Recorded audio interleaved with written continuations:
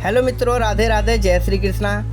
मित्रों, आज मैं आप सबको चैत मास के कृष्ण पक्ष की पाप मोचनी एकादशी का व्रत सुनाने वाला हूँ। मित्रों, इस बार एकादशी का जो व्रत है दिनांक 25 दिन मंगलवार को रहेगा।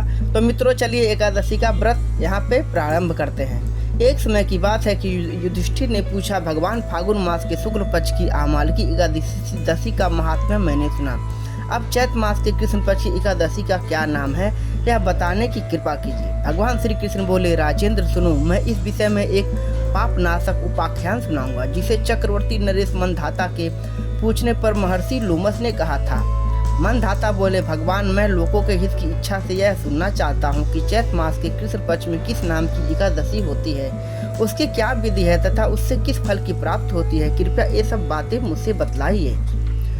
लोमा जी ने कहा, नृश्रेष्ठ, पूर्व काल की बात है। अप्सराओं से सेवित चैतरथ नामक वन में, जहाँ गंधर्वों की कन्या अपने किंकरों के साथ बाजे बजाते हुए विहार करती हैं, मंजू घोषा नामक अप्सरा मुनिवर मेधावी को मोहित करने के लिए गई। वे महर्षि उसी वन में रहकर ब्रह्मचर्य का पालन करते थे। मंजू घोषा मुनि के भय से आश्रम में एक कोस दूर ही ठहर गई और सुंदर ढंग से वीणा बजाती हुई मधुर गीत गाने लगी। मुनि श्रेष्ठ मेधावी घूमते हुए उधर जा निकले और उस सुंदरी अप्सरा को इस प्रकार गान करते हुए देख सेना सहित कामदेव से प्रास्त होकर वरवश मोह के वशीभूत हो गए। मुनि की ऐसी अवस्था देख मंजू घोषा उनके समीप आई और बीड़ा नीचे रखकर उनका आलिंगन करने लगी। मेधावी भी उसके साथ रमण करने लगे। कामवश रमण करते हुए उन्हें रात और दिन का भी भाग न रहा। इस प्रकार मुनिजन नोचित सदाचार का लोप करके अप्सराओं के साथ रमण करते हुए उन्हें बहुत दिन व्यतीत हो गए। मंजू घोषा देवलोक में जाने को तैयार हुई। जाते समय उसने मुनि श्रेष्ठ मेधावी से कहा,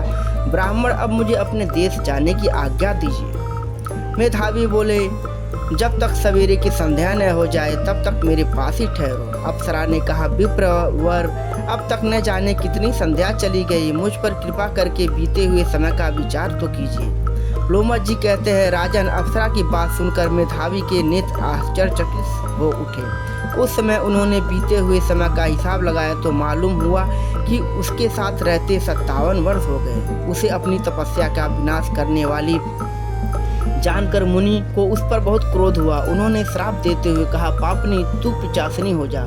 मुनि के श्राप से दग्ध होकर वह विनय मस्तक होकर बोले, विप्रवर, मेरे पाप का उद्धार कीजिए। 7 वाक्य बोलने या 7 पद साथ साथ चलने मात्र से ही पुरुषों के साथ मैत्री हो जाती है। ब्राह्मण, मैंने तो आपके साथ अनेकों वर्ष व्यतीत किया है, अतः स्वामी मुझ पर कृपा कीजिए।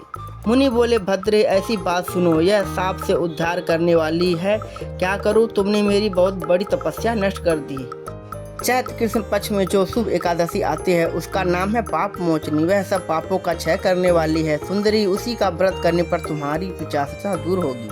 ऐसा कहकर मेधावी अपने पिता मुनिवर च्यवन के आश्रम पर चले गए। उन्हें आया देख च्यवन ने पूछा, बेटा, यह क्या किया? तुमने तो अपने पुण्य का नाश कर डाला। मेधावी बोले, पिताजी, मैंने अप्सरा के साथ रमण करने का पातक किया है। कोई ऐसा प्रायश्चित बतलाइए जिससे पापों का नाश हो जाए। च्यवन ने कहा, बेटा, चैत्र कृष्ण पक्ष में जो पाप मोचनी एकादशी होती है उस व्रत का विधान करने से तुम्हारा सभी पाप नाश हो जाएगा। पिता का यह कथन सुनकर मेधावी ने उस व्रत का अनुष्ठान किया। इससे उनके सभी पाप नष्ट हो गए और वे पुनः तपस्या से परिपूर्ण हो गए। इसी प्रकार मंजू घोषा ने भी इस उत्तम व्रत का पालन किया। पाप मोचनी का व्रत करने के कारण वह पिशाच योनि से मुक्त हुई और दिव्य रूपधारी श्रेष्ठ अप्सरा होकर स्वर्ग लोक में चली गई। राजन, जो श्रेष्ठ मनुष्य पाप मोचनी एकादशी का व्रत करते हैं उनका सारा पाप नष्ट हो जाता है। इसको पढ़ने और सुनने से सहस्त्र गोदान का फल मिलता है। ब्रह्मचर्य, ब्रह्म हत्या, सुवर्ण के चोरी, सुरापान और गुरु पत्नी गमन करने वाले महापाप की भी इस व्रत के करने से पाप को मुक्ति हो जाती है। यह व्रत बहुत पुण्य फलदायक है। तो मित्रों, यहीं पे एक पाप मोचनी एकादशी का व्रत संपन्न होता है। अगर आप सबको मेरा वीडियो पसंद आया होगा तो कृपया मेरे चैनल को लाइक, सब्सक्राइब एंड शेयर जरूर करें। और एक बार बोलिए, जय श्री कृष्णा, राधे राधे।